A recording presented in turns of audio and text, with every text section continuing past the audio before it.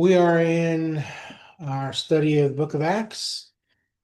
We have made it all the way through chapter 17 so far. We're picking up in Acts 18:1. If you have missed any, they are all available on the YouTube channel under the study of the book of Acts. I think I have almost everything caught up. There might be one or two that I missed when I was having some technological issues a few weeks ago. I did try to do something a little different last week. I used a tablet to do the recording straight to Zoom, and the video was great. The audio was not great. It didn't work. So, so we're back doing it the old way again. Let's turn to Acts chapter 18. Do we remember what happened in Acts 17?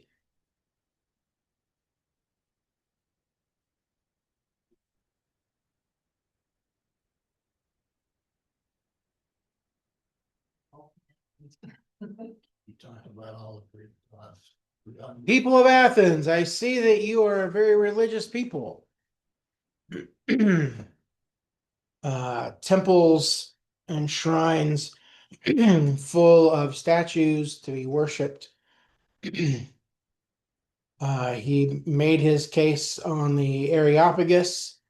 It is not clear exactly what all happened in Athens as far as a collection of believers, but we cannot rule out the fact that a congregation didn't get planted in Athens. Athens would have been part of the province of Achaia, and Paul does refer to the Achaean region in some of his letters. So we'll just assume that there must have been some good things happen in Athens as a result of his preaching and teaching there. So when we get to Acts 18:1, after this, Paul left Athens and went to Corinth. There he met a Jew named Aquila, a native of Pontus, who had recently come from Italy with his wife Priscilla because Claudius had ordered all Jews to leave Rome. Paul went to see them, and because he was a tent maker as they were, he stayed and worked with them. Every Sabbath, he reasoned in the synagogue, trying to persuade Jews and Greeks.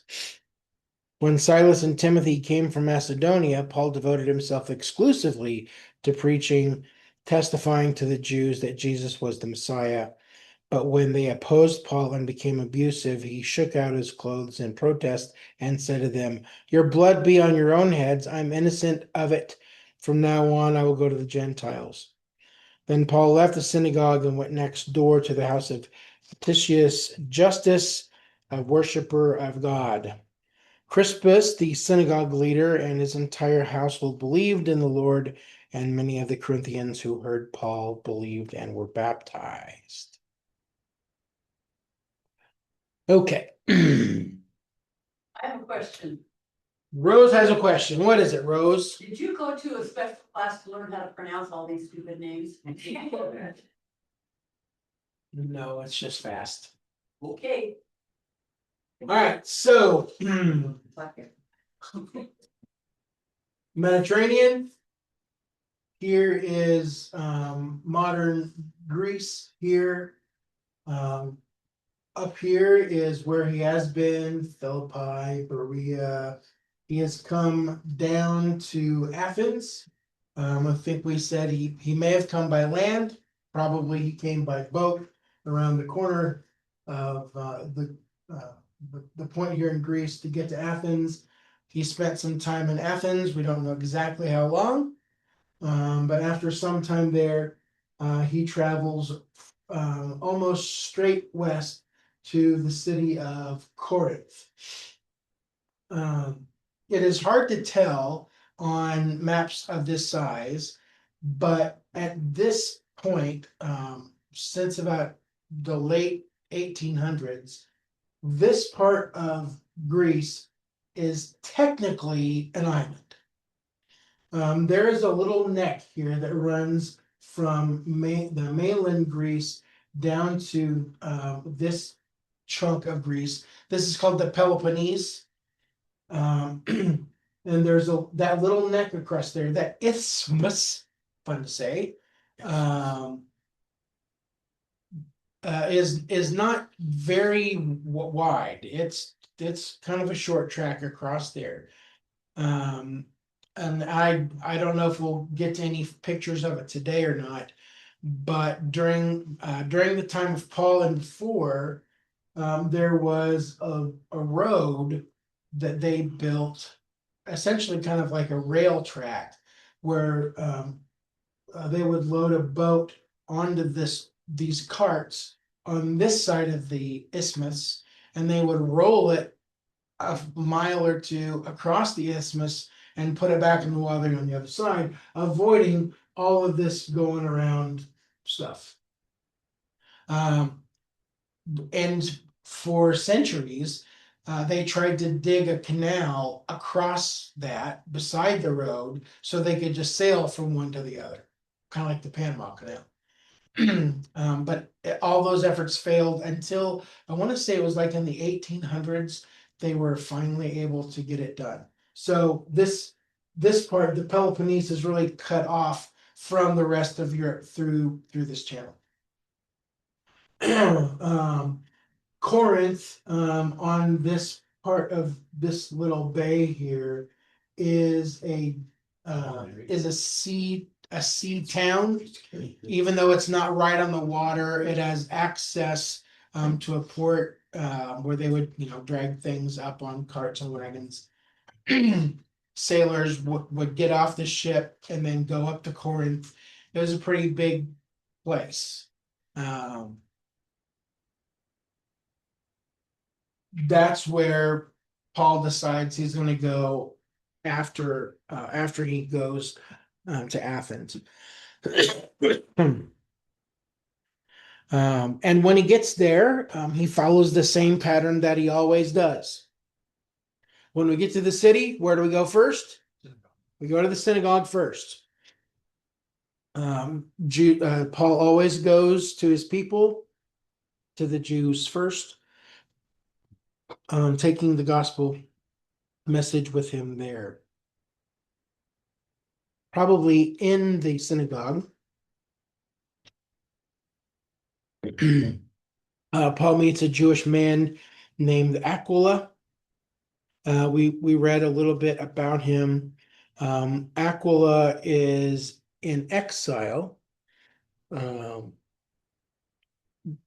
because the Emperor Claudius had issued an edict that was evicting all of the Jews from Rome. Claudius ruled Rome from AD 41 to 54, so 13 or 14 years. In the beginning of his reign, he was kind of favorable to the Jews. He got along with them, but sometime around 49, he got weary of them. The historians let us know that he grew tired of their constant rioting under the leadership of Chrestus, Chrestus. Most modern scholars generally agree that this is referring to internal conflicts in the Roman Jewish synagogues between the old order Jews and those who believed that Jesus was the Messiah. He got tired of listening to them bicker and fight, so he just sent all of them out of the city. So they left Rome, they left Italy. Aquila and his wife Priscilla have been forced to leave as well. So they've come from Rome, probably just trucking right down along this road whether they came across and came down by land, or if they jumped on a boat and sailed over to Corinth. That's probably the most likely. But they have been in the city of Corinth for a little while. Both Aquila and Priscilla are tent makers. What do you think that means? Let me just tell you, it's not tricky. They make sense. They make tents. They're not making like gigantic, like the kinds you would see in a Middle Eastern movie where Indiana Jones is being taken inside as a captive somewhere. I mean, they're not like multi-room deals. These are more portable little tents that you would use when you're traveling. It's big enough to go on your pack. So pup tents, pop-ups of some kind. So they would use them in that shelters celebration, right? They might do that, although they might be too small for that. If it's just you and your wife traveling, you have this small tent, probably you're not gonna, camp out in it for very long. It'd be enough to do for one night at a time here and there, probably. Made out of leather or made out of goat's hair cloth. Um, I didn't ever see any images of what anybody thought they looked like. Well, yeah, they wouldn't be very big if they were made out of leather and you were going to carry them. True. That's true. Yeah, But waterproof. yeah. Paul does the same kind of work. This is the first time that we have this information. We haven't read about that anywhere else in his background so far, but clearly at some point along the way, he learned to make tents, whether that was from his father back in Tarsus, or if it's something that he has picked up along the way. But when he meets Priscilla and Aquila, they're friends. They're in the same trade, and so he stays with and works with them during the week. On the Sabbath, where is he? In the synagogue, teaching and preaching. And that goes on for a little while until Paul and Silas come from Macedonia. Remember, he left them up there uh, uh, to continue working while he traveled. Once they get to Corinth, then he exclusively is teaching in the synagogue. It is in Corinth that Paul finally has had enough of the opposition from the Jewish synagogue rulers. I mean, every place he's been, Derbe, Lystra, Iconium, Thessalonica, every place he's been on these journeys, he has received at least poor punishment, if not worse, from the Jewish synagogue leaders. What we read here is that they are resisting and blaspheming. That's what it actually is. Blasphemy is actually the Greek word that's there, which has not anything to do with like blaspheming against God. It is more that they are railing against Paul and his teaching. Anytime he speaks, they are raising a stink. There is extreme contempt for Paul, and they refuse to have any further dealings with him. I sort of imagine it's like my kids when they were little. La la la la la. I'm not listening. I'm not listening. And they're just being rude. And so Paul is happy to return the favor. You don't want anything to do with me. I'm not going to have anything to do with you either. And so he says, at least while he's in Corinth, he won't have anything to do in the synagogue again. He'll go strictly to the Gentiles. And Paul will spend a few months in Corinth teaching and preaching. He says to them, your blood be on your own heads. I've done everything that I know how to do. I've brought the message. There's no guilt on me. There is guilt for you. I've done everything I can to show you the right way, and you don't want anything to do with me. So it's all on you now. This is your responsibility.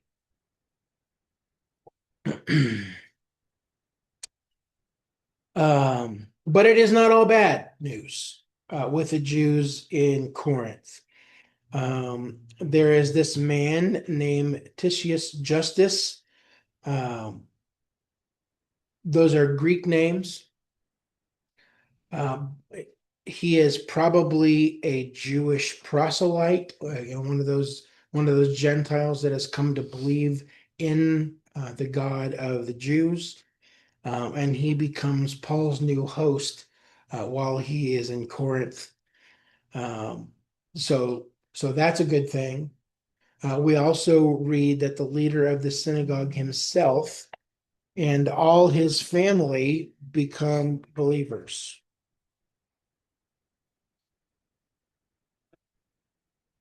Mike Parnell.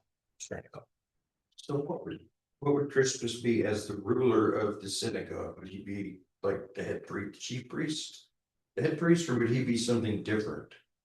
He wouldn't be a priest. I don't think you have to be a priest to lead the synagogue. I think we said a couple of weeks ago when we were looking at Philippi that in order for there to be a synagogue in a city, there had to be 10 Jewish families. If they're not 10 Jewish families, they just, they get together down by the river, they pray, they do ceremonial washing, they talk about the scriptures, they do a little prayer.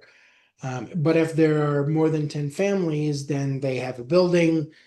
They can support the construction of the building. And it would seem like the logical answer is that Crispus is probably either the strongest leader or the most vocal leader or the most respected leader of the synagogue. So each synagogue wouldn't necessarily have a priest. No, Okay. if that's the case, that would be new information to me. They're going to have people who have access to a scroll. They're going to have copies of what we call the Old Testament. They're going to know the prayers together, but they've all known the prayers together because they've grown up in it. So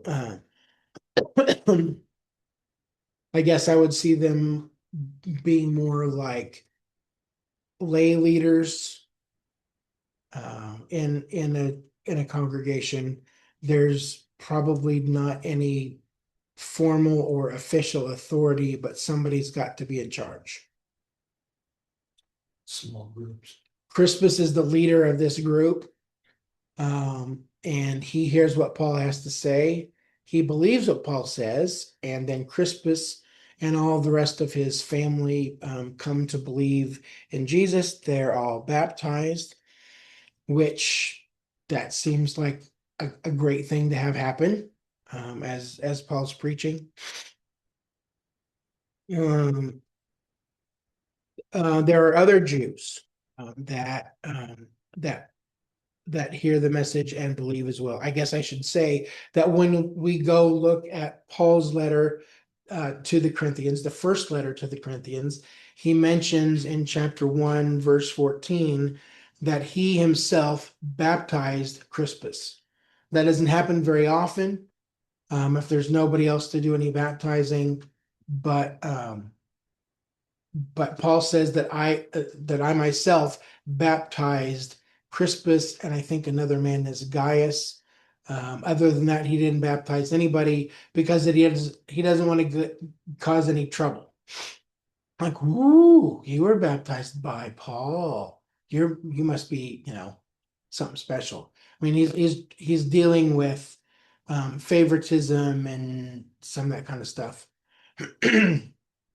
But Paul himself did the baptizing of Crispus.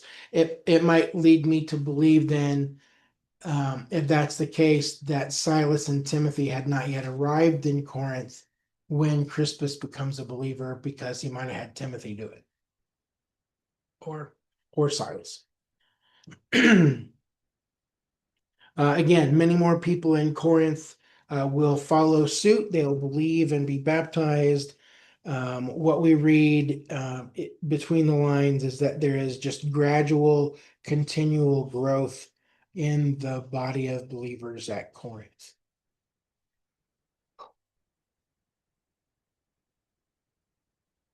Questions or comments from anyone?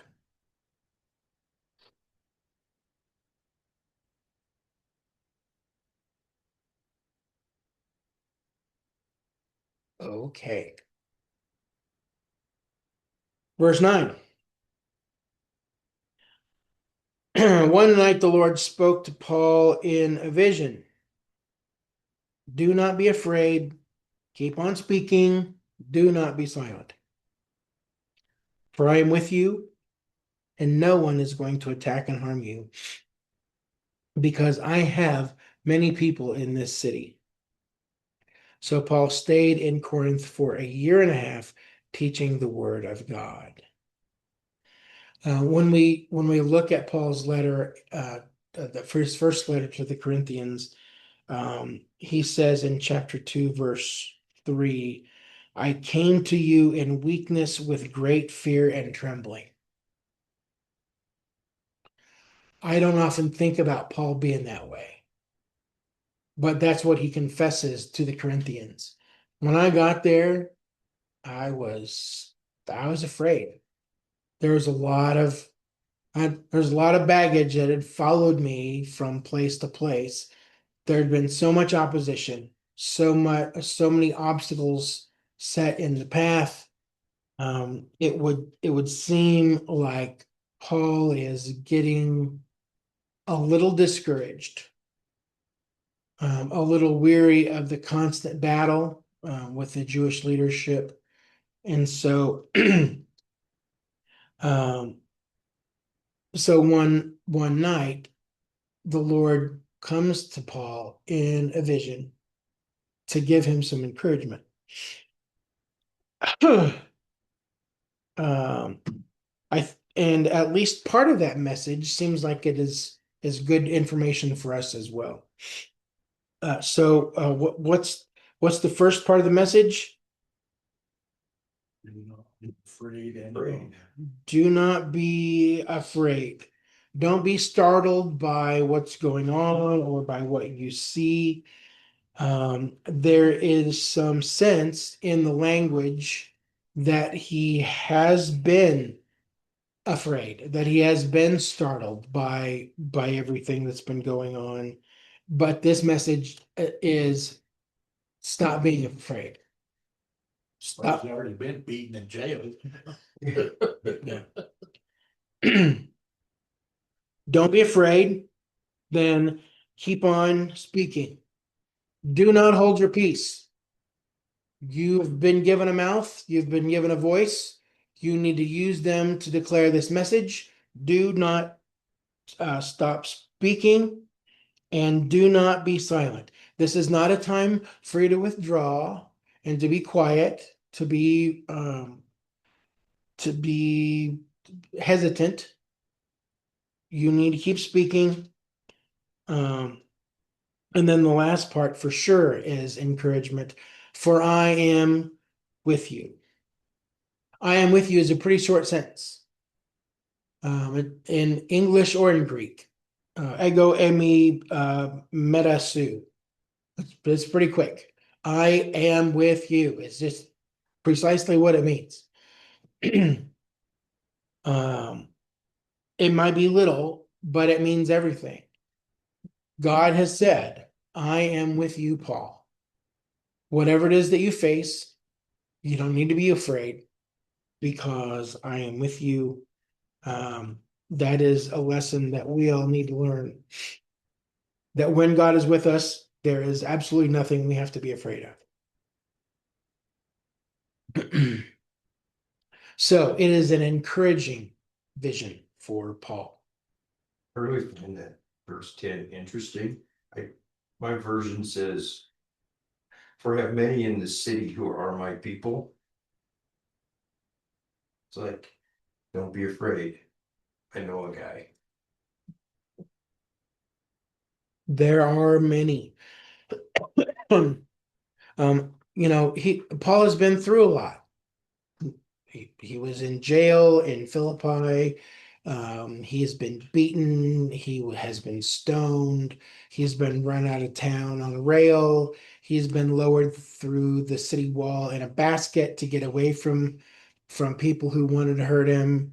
I mean, every place he's gone, he has tried to do the right thing. He has preached the message. And I don't know, maybe Paul suffers a little bit of sort of a um, pessimistic or depressive personality. No matter how many good things have gone on, it feels like um, he's a lot like that prophet Elijah, you know, back in Kings where Elijah has the showdown with the 850 prophets of Baal and Asherah on the top of the mountain. He he spanks them all soundly. God is clearly the winner. God whisks him away. And as he goes, Elijah just says, I'm the only one left. There's nobody else. What am I going to do, God? I'm the only one. I'm the only one who's faithful. And God says to him, I got a faithful remnant. There are many. Just like he says to Paul here, there are many people in Corinth who are my people. It's going to be okay. I'm not going to let you be hurt while you're in Corinth. You're not going to be attacked. Everything is going to be all right. Just relax. And it must be a pretty good pep talk because Paul chooses to spend another 18 months in Corinth teaching and preaching. Questions or thoughts? I wouldn't get ahead of you, but Okay. In like verse 5 and in the next one in 12, the Jews, they all rose up and got mad at him. Is that different synagogue than the one that next door to Crispus? I assume it's all the same synagogue. I don't believe Corinth is a big enough city that there's multiple synagogues. So only a portion of that synagogue listened to Paul and was basically just Crispus's family. Crispus's family, this Titus Justus, and a handful of others, but it seems like the most vocal people, the angriest people they have kind of taken over. So they would have been enemies of Crispus by then too. Yeah, well, we'll see as we go on that here in this passage, Crispus is the ruler of the synagogue. But by the time you get a few verses down, there's a new guy who's the ruler of the synagogue. I didn't want to get ahead of you, but that was kind of something I was thinking about before the encouragements, like. And maybe that's one of the things that has led to some of Paul's dismay and despair. These people who have believed that Jesus is the Messiah, like Crispus and his family, they're the good ones, they're the right ones. But now they've been pushed out of the synagogue because of their belief, and they've been replaced. And so, like, what good does it even do? can't continue to have impact there because they won't listen. So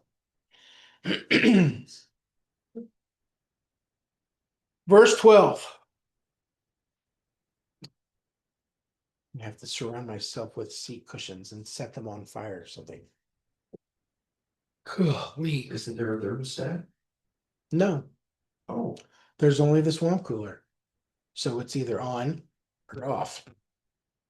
And it is currently on So we need cushions and like. and working well. let's, under off would be a solution. Well, they have it turned on because they've been having issues and they're trying to make sure it's not gonna leak and anyway. 18. Verse 12. Acts 18, verse 12. While Gallio was proconsul of Achaia, the Jews of Corinth made a united attack on Paul and brought him to the place of judgment.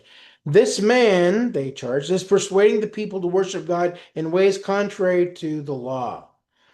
Just as Paul was about to speak, Gallio said to them, if you Jews were making a complaint about some misdemeanor or serious crime, it would be reasonable for me to listen to you. But since it involves questions about words and names and your own law, settle the matter yourselves. I will not be judge of such things. So he drove them off.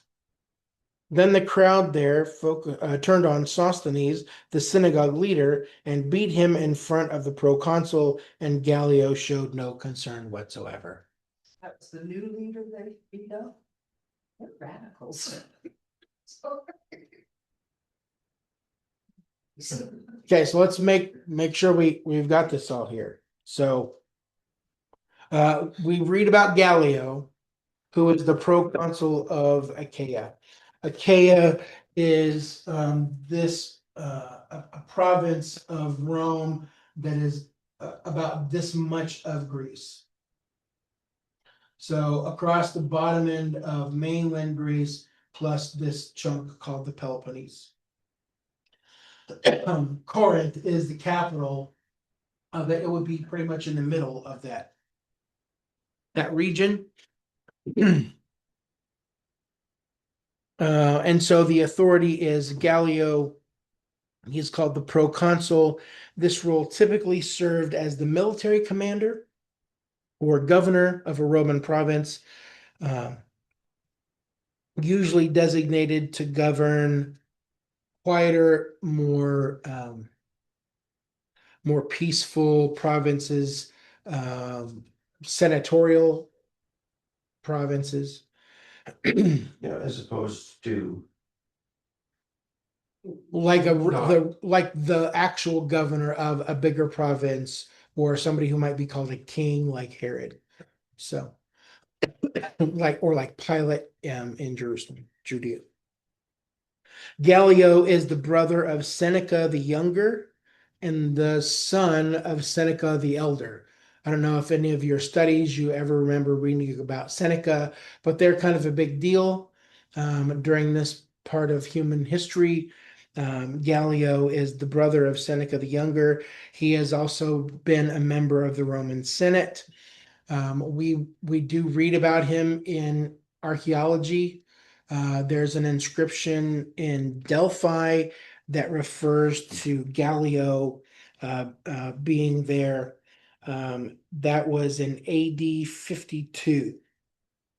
So this is one of those places where there's a time and date stamp. We know that Gallio is the proconsul of Achaia in 51 and 52 AD. And so that must mean that Paul is in Corinth about 51 or early 52 AD. So if you were wondering what time, and plus, I think we already said this, when Claudius evicted all the Jews from Rome, that was in 49. So Aquila and Priscilla got the boot in 49. They've come to Corinth. They've been there for a while. Paul finds himself in Corinth, in Achaia, at some point around 51. uh, before he becomes before Gallio.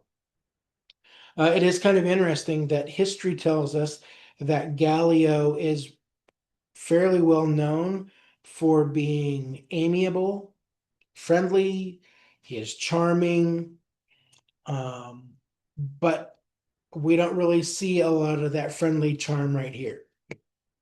It seems like at this point, he cannot be bothered with this kind of stuff, and he's not going to get his hands dirty.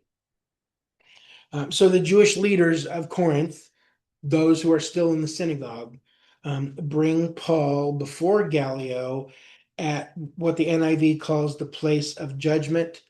The Greek word for that is bema. So these Jewish leaders are rising up against Paul. There's hostile, aggressive action taking place. The vision said, "I got a lot of people in the city. No one's going to attack you or harm you."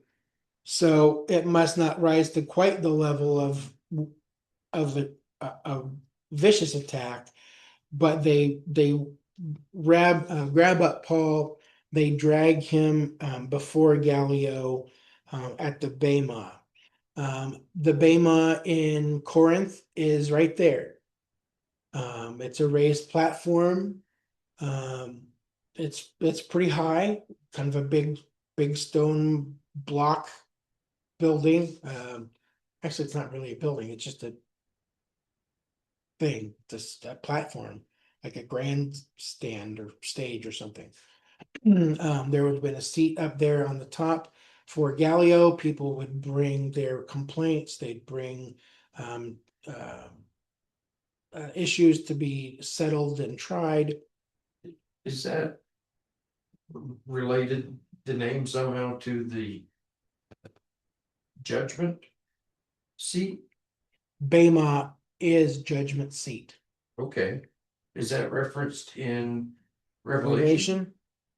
I cannot tell you that. I would not be surprised. Okay, That is definitely something to take a look at, though. The seat of judgment is the Bema. Gallio's there.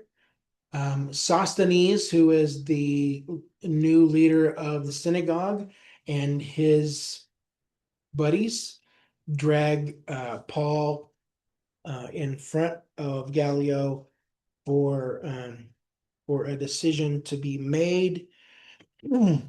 If we have some time to do some pictures. So you've got this big block edifice, and down in front of it there is a big stone. I hate to call it a pillar because it's really not very big. It's mostly like a stone stump. It's maybe as tall as the table, but it's carved, and it's over that post that you would be draped when they're going to beat you. So it's very likely that Sosthenes was right there on top of that at one point. Gallio refused to deal with what seemed like a very Jewish religious matter, and he sent everyone away. I don't have time for this. Get out of here. And I'm not sure who's doing the beating. It would not make sense that it's the Jewish synagogue people who beat Sosthenes. It wouldn't make sense that Paul is beating Sosthenes. So it must be some of Gallio's own bailiffs. Some of the townspeople who are also irritated that they're making such a stink about this thing that doesn't really affect very many of them in the city. And I love that last line.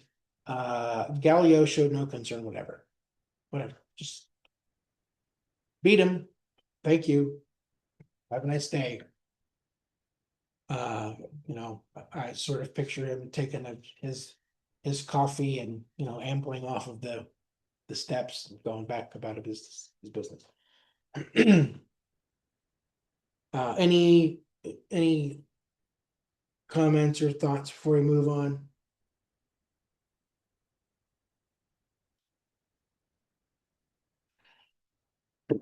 Verse 18. Paul stayed on in Corinth for some time. Then he left the brothers and sisters and sailed for Syria, accompanied by Priscilla and Aquila. Before he sailed, he had his hair cut off at Centuria because of a vow he had taken. They arrived at Ephesus, where Paul left Priscilla and Aquila. He himself went into the synagogue and reasoned with the Jews. See, he's back in the synagogue again. He hasn't given up on them totally, just in Corinth. The word reason is interesting. Yes. Is it just he takes a logical approach to it? There's a lot of very interesting words that are used to describe what Paul does in the synagogues. That he's where was it? Maybe it's not this. Maybe it's after he gets to Ephesus, but it says that he settled. What it usually refers to is that he sat down to teach. So and he's reasoning with them. Okay, we've got our scrolls. Let's look at this passage. Well, tell me what this passage says. Well, the passage is all about the Messiah is going to come. Well, let me show you something. Just not very many years ago, there was a man in Jerusalem who did every one of these things that's prescribed. So he's showing them piece by piece, step by step, going through the whole gospel message, sitting down with them to make sure that they understand that Jesus is the fulfillment of all those messianic promises. That puts a new light on it. Yeah, it's not just that he's standing up and being the loudest voice in the room, shouting everybody else down while he preaches Jesus. He's having meaningful conversations, or at least trying to, until they say, "Blah, blah, blah, blah, blah, I will not hear anyone. Get out. Go away." Oh, he had his hair cut off because of a vow. They arrived at Ephesus, where Paul. Oh, I did that part too. When they asked him to spend more time with them, there we go.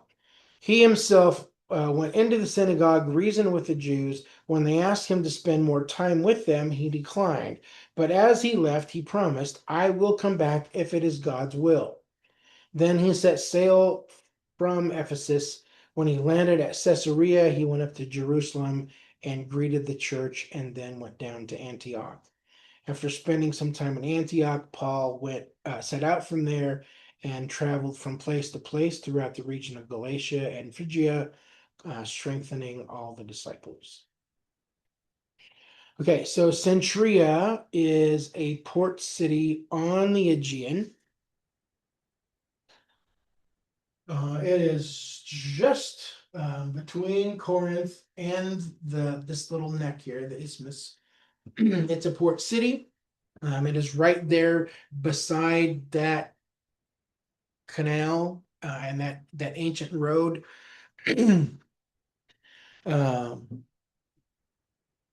While he is there, he cuts his hair.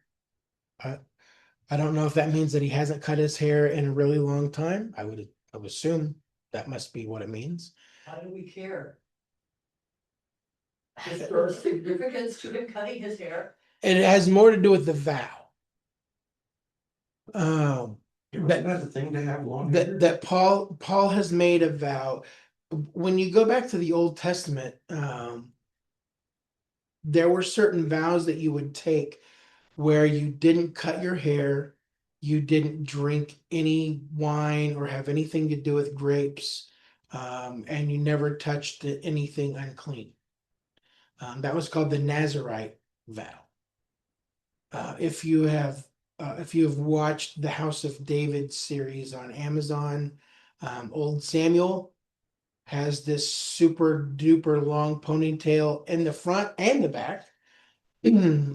So clearly he has taken a vow like that. Samson was the same deal. He had long hair because of a vow that his parents had made. The duck commander. Sure. He has said that's why he didn't cut his hair, shave his beard. Biblical reasons. But you would once the vow was fulfilled, then you would cut your hair. So whatever promise it is that Paul has made to God, by the time he leaves Corinth, and maybe that was a part of the deal, that Lord, I will stay in Corinth. I'm not going to cut my hair until I leave here and move on to the next place. And so now he's about to get on the ship. We're cutting this off and heading to Ephesus. So at least if I were writing a novel based on this, that's how I would do it. One of these days. What he really wants to go is back to Antioch. He wants to go back where he started from home base with where he left on this journey with Silas and with Barnabas. But he's going to make a stop. So he gets on a boat at Centuria, which he either uh, sails straight across to there, or he gets around some of these islands. Centuria is right there. It's a little tiny dot in this bay. But he's going to sail 250 miles to Ephesus. Aquila and Priscilla are going to go with him. They're going to stay in Ephesus, and he is going to go on from Ephesus, sailing around to Caesarea before he goes to Jerusalem.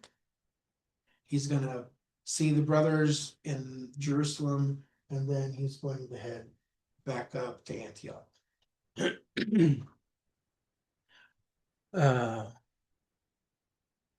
So 250 miles from Centuria to Ephesus, 600 miles from Ephesus to Caesarea.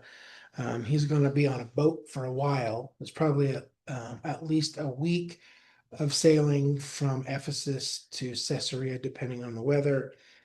And then he'll go to Jerusalem before he goes back to Antioch. And that is going to bring Paul's second missionary journey to a close. So we saw the first one. He went from Antioch, went to Cyprus, went up into Asia Minor, came back, went to Jerusalem, went home. Then the second journey, he does the land route up around the end of Mediterranean into southern Turkey. He visits a few cities here. He's not allowed to go north, so he goes over to Philippi, comes across Athens, Corinth, before he goes to Ephesus for just a minute, and then sails home by way of Jerusalem. He has that second journey has taken him somewhere like 3 years.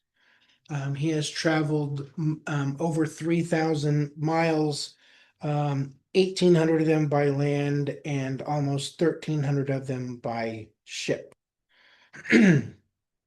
So 1823 is really kind of the transition between journey number 2 and the beginning of the third missionary journey, which will run all the way through chapter 21, verse 14. The third journey is going to include stops in Galatia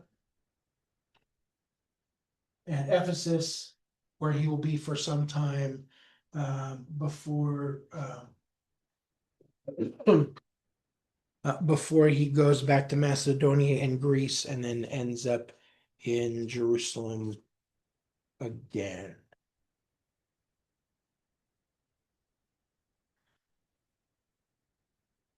Verse 24.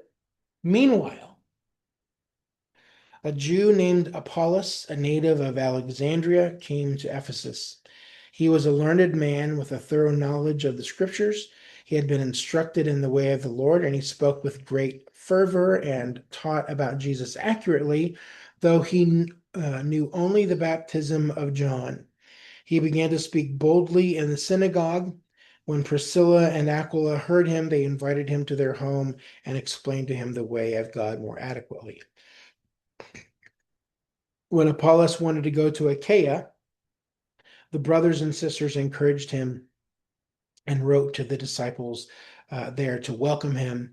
When he arrived, he was a great help to those who by grace had believed, for he vigorously refuted his Jewish opponents in public debate, proving from the scriptures that Jesus was the Messiah. So while Paul is off doing all this other stuff, heading back to Jerusalem and Antioch, we get this little side story that a Jewish Christian named Apollos, who is from Alexandria. Alexandria is down here. It's a really important city in ancient Egypt. There were huge libraries there. It was a center of learning. That's where he's come from, and so he's going to make his way up to Ephesus. Where did Apollos get his information? How did he become a believer in Jesus? We don't know. There's zero information for us about that. However, he got his initial information. He is some kind of superstar. He is a great teacher. He is very well taught, scripturally solid. And when it comes to teaching about the Lord, there's nobody who's any better. He's a great speaker. We will read about him in other places in the New Testament. His name comes up numerous times in 1 Corinthians in chapter 1, chapter 3, chapter 4, and chapter 16. We also read about him a little bit in the 3rd chapter of Titus. One of the reasons that we read about Apollos is because of some factionalizing. When you get to the letter to the Corinthians, there is clearly some kind of a stink going on that some people are in the Paul camp. Paul was here, and I believe because of what Paul said, and I was baptized while he was here, or he baptized me, and so I'm a disciple of Paul. And some people say that they are their followers because of Apollos, and he is the one who really did everything, and it was so wonderful and so amazing. And Paul's letter says, "Why are you doing that? That's not what we did for. We didn't go to make our own followers. We came to bring the gospel. I planted seeds. Apollos came along later and watered it and made it grow. That's fine. That's the way it's supposed to work. So don't divide over dumb things." I believe Apollos would agree. He wants to go to Achaia. Corinth is the capital of Achaia, and so he gets that done, but not until he has had some extra teaching from Aquila and Priscilla. They spent a lot of time with Paul. They made a lot of tents. They were in the synagogue together. He lived with them, worked with them, traveled with them. And so this couple, these tent makers, are taking young, powerful Apollos under their wing and making sure that if there's any gaps, that they fill them in. The only thing that he knows about is John's baptism. He knows about a baptism of repentance. He does not know about being baptized in the name of the Father, Son, and the Holy Spirit for the forgiveness of sins and the gift of the Holy Spirit. And so they fully educate him. And he is receptive and is going to take that message with him wherever he goes. When he gets to Corinth, it says that he is a great help. The verb has to do with making a contribution. Whatever he's got really makes a big difference. He's bringing things together, pulling scriptures together to help the people in Achaia understand better God's plans and promises that Jesus has fulfilled. And so when he was in Ephesus, he was helped by Priscilla and Aquila, and now he is turning around to help the people of Achaia.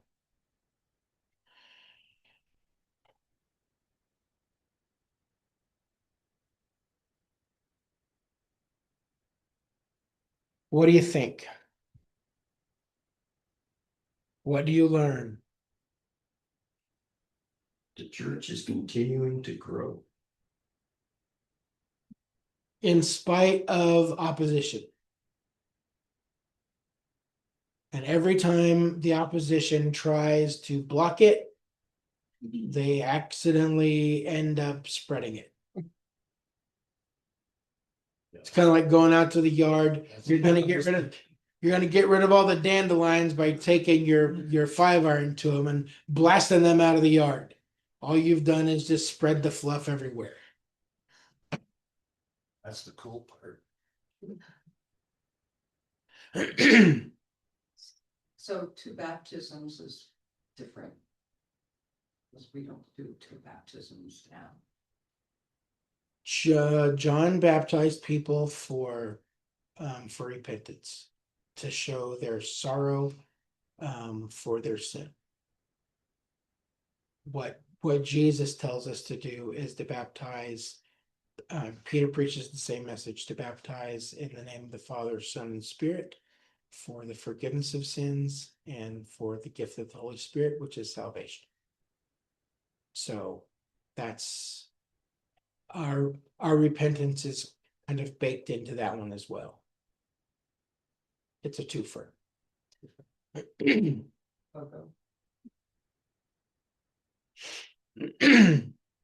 Because you wouldn't want to follow Jesus unless you had been made aware of your guilt and were truly sorrowful and repentant about that lifestyle. So and in the next chapter, Paul is going to run across some people who are in that same boat. They only know about the first one. They don't know about the second one. But that'll be for next time.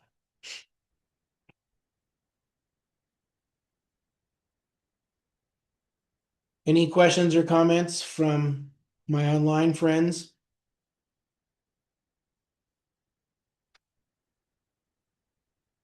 No? Just happy to be here. Okay. All right, well, I don't have a way to do everything that I want to do at the same time. So we will bring the call to a close. And then if we can make the screen work, we'll maybe look at a few images of Corinth, if that's okay. Okay. All right. For everybody who is watching online or later, thanks for being with us. We'll pick up with Acts chapter 19 when we're together next time. Read ahead and write down lots of questions.